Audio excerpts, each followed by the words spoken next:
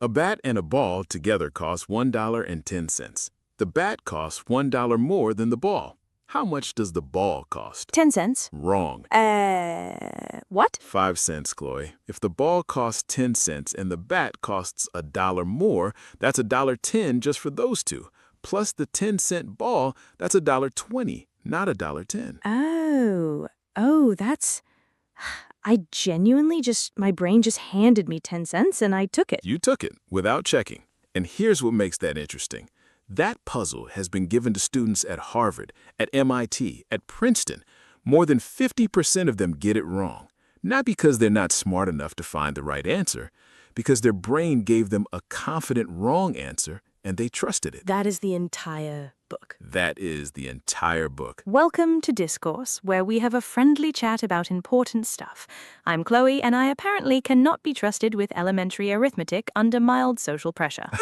And I'm Andre. And before you feel too smug, I got that wrong the first time I read it too. Today, we're covering one of the most important books written in the last 50 years, Daniel Kahneman's Thinking Fast and Slow, Nobel Prize winner, cognitive psychologist, and the man who essentially proved that your brain is lying to you, constantly, confidently, and with absolutely no apology. And the extraordinary thing is, knowing that doesn't fully fix it. You can read this entire book and still get the bat and ball puzzle wrong, which is either deeply humbling or deeply funny, depending on the day. Today, it's both. Let's get into it. Kahneman structures the entire book around two systems, not brain regions, characters. System 1 is fast, automatic, effortless. It is the part of you that hears a voice and instantly knows whether the person is angry, that finishes the phrase bread and before you've even decided to think about it. System 1 is always on. It is the default, the autopilot, and it is extraordinarily good at most things. System 2 is the slow one, the deliberate one, the one that engages when you actually have to think, like working out a tip at a restaurant or navigating somewhere you've never been, or apparently checking whether a bat and ball answer is actually correct. System 2 could do it. System 2 would have caught that error. But System 2 is lazy. Kahneman is very precise about this. Lazy is not an insult. It is a description of the design. System 2 consumes significant cognitive energy. It is metabolically expensive to run, so your brain, being efficient, uses it as little as possible. System 1 does the heavy lifting, and most of the time, that works fine. You don't need to consciously calculate the physics of walking to cross a room. But here's where it gets dangerous. Kahneman has this acronym, YSIAATY. What you see is all there is. System 1 doesn't know what it doesn't know. It can only work with the information in front of it, and its job is to make that information into a coherent story fast. Whether the story is true or not is not really System 1's department. And System 2, the part that could check, is sitting in the back half asleep, mostly just rubber stamping whatever System 1 produces, unless something explicitly forces it to engage. So, most of the time, you are walking through your life guided by a storyteller who makes things up, confidently, quickly, convincingly, and the fact checker is napping. Which is either a crisis or a feature, depending on your context. But the key is knowing when it becomes a crisis. Okay, so Kahneman has this concept called substitution. And once you see it, you cannot unsee it. Everywhere. The idea is, when System 1 faces a hard question, it quietly swaps it for an easier one without telling you. You think you answered the hard question. You actually answered a different one. His example, an investor is deciding whether Ford stock is underpriced. The correct question is genuinely complicated, involves financials, market analysis, industry trends, competitive landscape. But System 1 reaches for the easier question, do I like Ford cars? And the investor, who has an MBA and a Bloomberg terminal, is sitting there making a stock decision based on whether they personally enjoy the driving experience, without knowing that's what just happened. Kahneman calls this the affect heuristic. Your emotional response to something, your overall feeling of good or bad about it, bleeds into every specific judgment you make about it. Things you like have high benefits and low risks in your mind. Things you dislike are mostly dangerous and rarely worth the upside. Not because you reasoned to those conclusions, because the feeling came first and the reasoning followed to justify it. Which explains so much. How many arguments have we been in where we were absolutely certain we were being logical and we were just dressing up a feeling in logic's clothes? He connects this to the availability heuristic. We judge the likelihood of something based on how easily we can bring an example to mind. So after a plane crash gets wall-to-wall media coverage, people's fear of flying spikes. Not because flying got statistically more dangerous, because the image is available. It's right there in System 1's associative library, vivid, emotional, recent. And meanwhile, car accidents kill orders of magnitude more people per mile than planes. And nobody thinks twice about getting in a car because there's no available image, no dramatic footage, no breaking news coverage. The risk that's loudest in your head ain't always the one that's actually biggest in your life. Kahneman calls it probability neglect. We don't weigh probabilities rationally. We either ignore a risk entirely or we blow it far out of proportion based on emotional salience. And he points out this is not accidental in some contexts. Terrorism is designed precisely to exploit availability. The objective statistical danger is small. The psychological footprint, if executed visibly and dramatically enough, is enormous.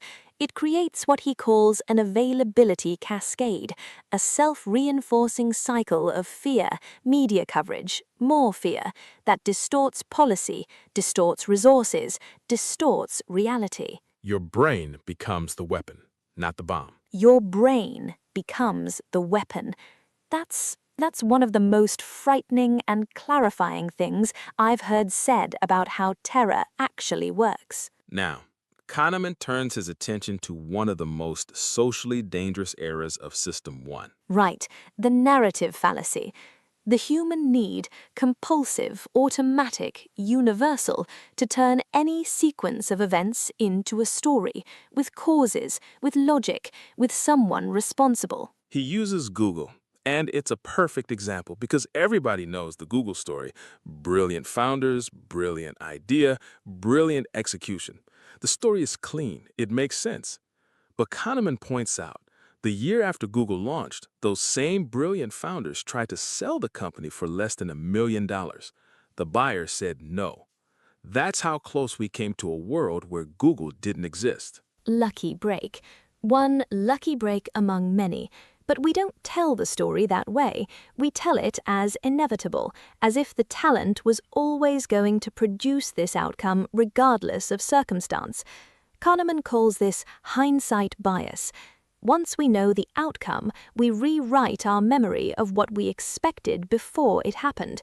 We knew it all along, even when we absolutely didn't. And the outcome bias that flows from that, that's what kills good decision-making in organizations.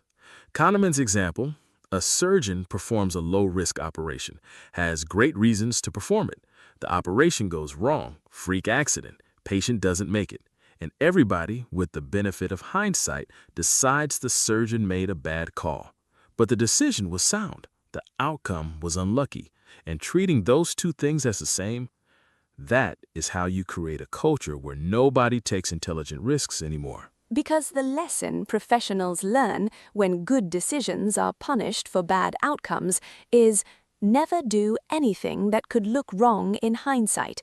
Play it safe, be conventional. And organizations staffed entirely by people doing that become incapable of anything meaningful. You optimize for not being blamed instead of being right, and the whole ship drifts. Real quick. Kahneman says System 2 only kicks in when something forces it to engage. It needs a nudge. Well, subscribing to Discourse is your weekly nudge. Every episode is designed to do one thing: make your System 2 wake up. Ask better questions. Catch the story your brain is telling before you believe it whole. Hit subscribe, turn on the bell, one decision right now while your System 2 is actually running. Don't let System 1 just scroll past. Back to Kahneman. That is the most psychologically targeted subscription pitch I have ever heard. I've been paying attention. Let's keep going. Prospect theory. This is Kahneman's Nobel Prize-winning work, and it centers on a deeply counterintuitive truth about how humans experience value.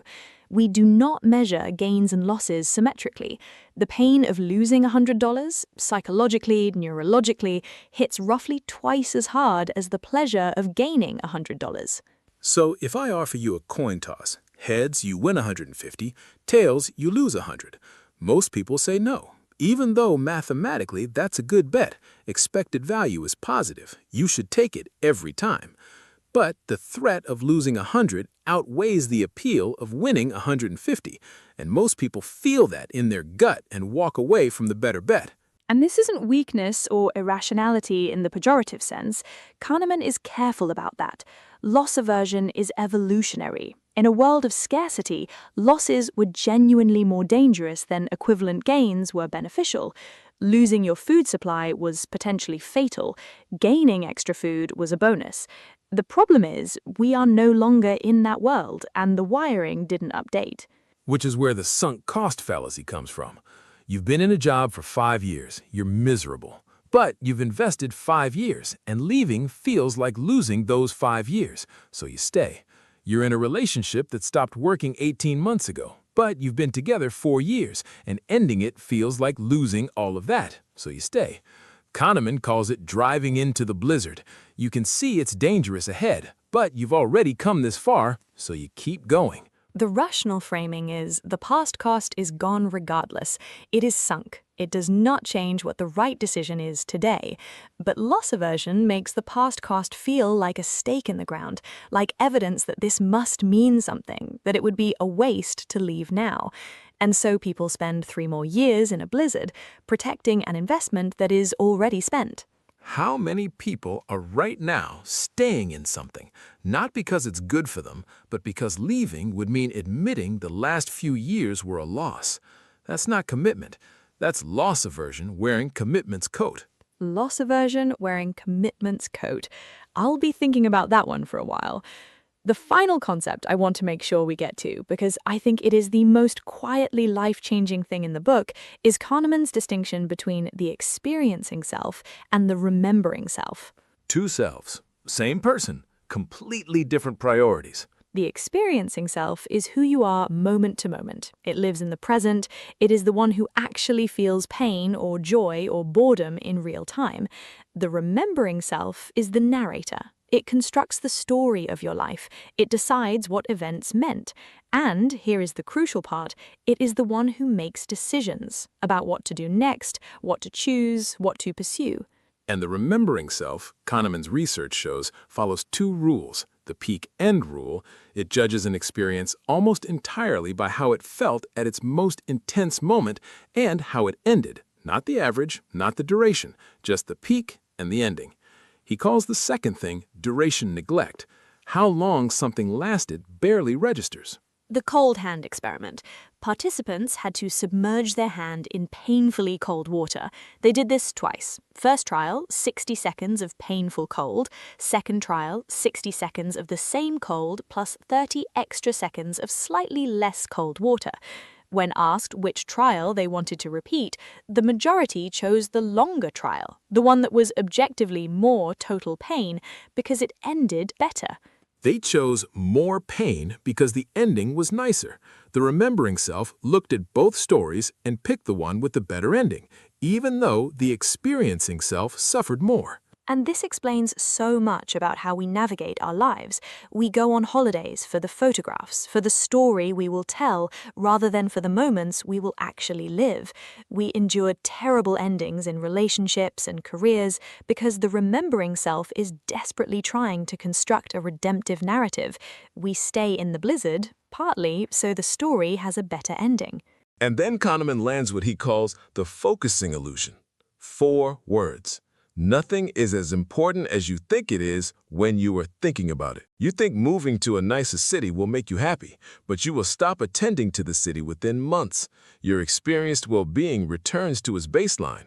You wanted the idea of the city, not the daily reality of it. Which is not a reason to stop wanting things. It is a reason to ask, whose want is this? Is it the experiencing self, the part of me that will actually live this moment, or is it the remembering self, constructing a story that sounds good from the outside? Whose want is this? Man, this book does not let you off easy. So, let's land this. Kahneman is not, and this is important, telling you that you are broken or stupid or irrational in some hopeless way. He is an extraordinarily generous thinker. What he is saying is, you are human. And being human means running on a system that was built for a world that no longer exists. The goal is not to eliminate System 1, it is to know when to trust it and when to slow down and call System 2 to the table. And there are signs. Kahneman actually talks about this. Signs that you are in what he calls a cognitive minefield. You feel confident, but you're working fast. The stakes are high, but the decision felt easy. You're in an emotional state, tired, hungry, scared, excited. Any of those. That's the moment to pause. Ask yourself, am I answering the question I was actually asked? Or did my brain quietly swap it for an easier one? Kahneman's gift, his genuine, lasting gift, is vocabulary, because you cannot catch a bias you don't have a name for. Now you know WYSATI. Now you know the availability heuristic, the narrative fallacy, loss aversion, the focusing illusion. These are not just academic terms. They are mirrors, specific, precise mirrors that let you catch your own mind mid-construction. So here's our question for the comments today. Think of one decision you are currently sitting on, or one belief you are currently holding, and ask yourself honestly, is System 2 actually involved here, or did System 1 hand me a confident answer and I just took it? What's the bat and ball puzzle in your own life right now? And if today made you think differently about how you think, share this episode, because the most useful thing you can do for someone you care about is give them better vocabulary for their own mind. Thinking Fast and Slow, Daniel Kahneman. Read it slowly. That's not even a joke. It genuinely requires System 2 to be on. It absolutely does. I'm Andre, I'm Chloe. and this is Discourse. Stay curious, think slowly when it matters, and we'll see you next time.